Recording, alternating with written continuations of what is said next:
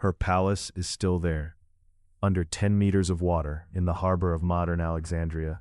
Divers swim through her throne room. They touch the columns where Caesar once stood. The last queen of Egypt did not vanish into legend. She sank. Alexandria, 2,000 years ago, was the greatest city on earth. 1,000,000 people, a lighthouse 400 feet tall, a library with the collective knowledge of the ancient world. And at the eastern edge of the harbor, on a small island called Antirodos, stood the private palace complex of the Ptolemaic Dynasty, the Greek pharaohs who had ruled Egypt for nearly 300 years. The last of them was Cleopatra VII. But the ground beneath Alexandria was never solid. The city sits on the edge of a tectonic plate boundary, on soft Nile Delta sediment, on a coastline slowly subsiding into the sea. For centuries it sank, millimeter by millimeter.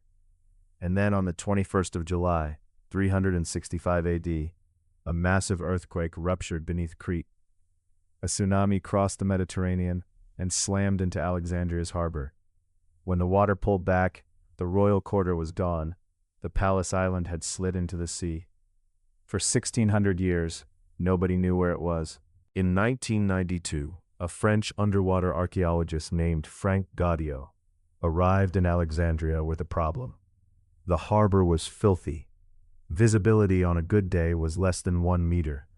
Sewage outflows clouded the water. Modern shipping had scattered debris across the seabed for generations. Every previous attempt to map the lost city had failed. Goddio did something nobody else had done.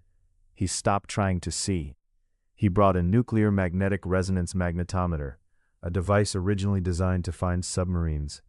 It could read the magnetic signature of buried stone and bronze through meters of sediment. He towed it back and forth across the harbor in long, patient grids. Month after month, 40 square kilometers of seabed, scanned line by line. And he had a second tool, a text. He had Strabo's geography, written around 25 BC, when Antirodos was still above water. He had Plutarch. He had a Roman naval engineer's harbor plan. He overlaid the ancient descriptions on his modern sonar grid and watched them line up. What the instrument drew was a map of streets, a map of walls, a map of an entire vanished district lying on the seabed, perfectly preserved under the mud. The island of Antirodos was right where Strabo had said it was, 2,000 years earlier. The dives began, and what came up rewrote the textbooks. A granite sphinx, 4 meters long, lay face down in the silt. When divers turned it over, the face staring back was a young man with rounded cheeks and the formal pharaonic headdress. Archaeologists believe the face is Ptolemy XII, Cleopatra's father. Then came the statue of a priest. Then a second sphinx. Then a colossal statue of Isis Faria, the goddess of the lighthouse. 8 meters tall, broken into pieces, but unmistakable. Mosaic floors emerged from beneath 2,000 years of sediment, still showing their geometric patterns, still in their original positions. Granite columns lay in straight rows where they had fallen, knocked sideways by the tsunami and frozen there ever since. Coins from Cleopatra's mint, stamped with her profile in Greek lettering, came up by the handful. Bronze oil lamps. A diorite head of a queen, almost certainly Ptolemaic, the eyes still sharp under coral growth. And there was the harbor wall itself, the Antirodos quay, a long straight basalt pier where royal barges once docked. Divers can swim along it today. They can run their hands across the same stone where Cleopatra stepped down from her ship. 20,000 artifacts have been cataloged. Most of them are still down there. This is where it happened. All of it. In 48 BC, Julius Caesar sailed into this harbor, chasing a defeated rival. Cleopatra, 21 years old, smuggled herself into the palace, rolled inside a carpet, or possibly a linen sack, the ancient sources disagree, and met him here, in a room whose floor is now covered in coral. She bore him a son in this palace. She hosted him here for months. When Caesar was assassinated 3 years later, she fled this harbor on a black-sailed ship. Then came Mark Antony. He moved into the palace. He drank in these rooms. He held court here, gave away Roman provinces to her children from these halls.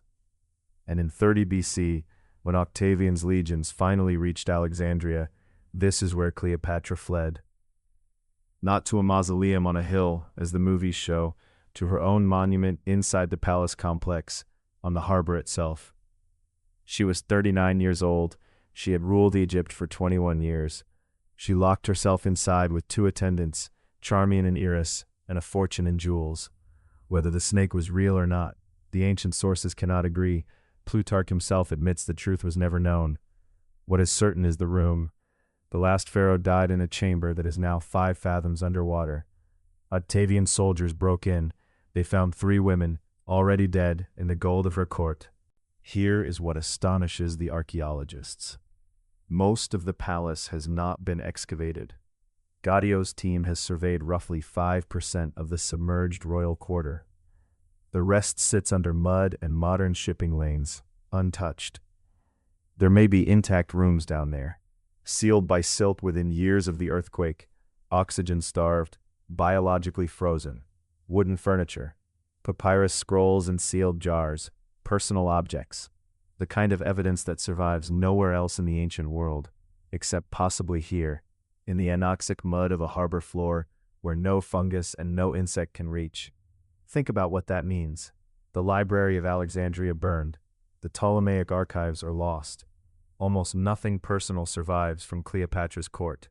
Not a letter in her handwriting, not an object she is known to have touched.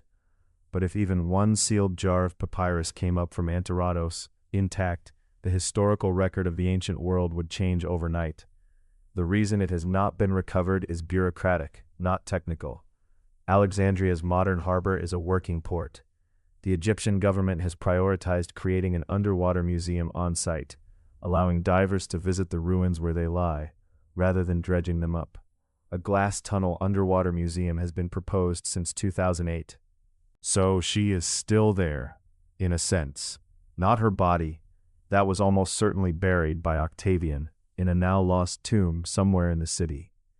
But the room she walked through, the floors she stood on, the harbor wall where her royal barge tied up, all of it is preserved by the same disaster that destroyed it. The earthquake that drowned Antiratos sealed it. The sediment that buried it protected it. The harbor that hides it has kept it whole. 2,000 years later, you can still descend to the floor of her court. If this changed how you picture the ancient world, subscribe. We surface a lost civilization every week.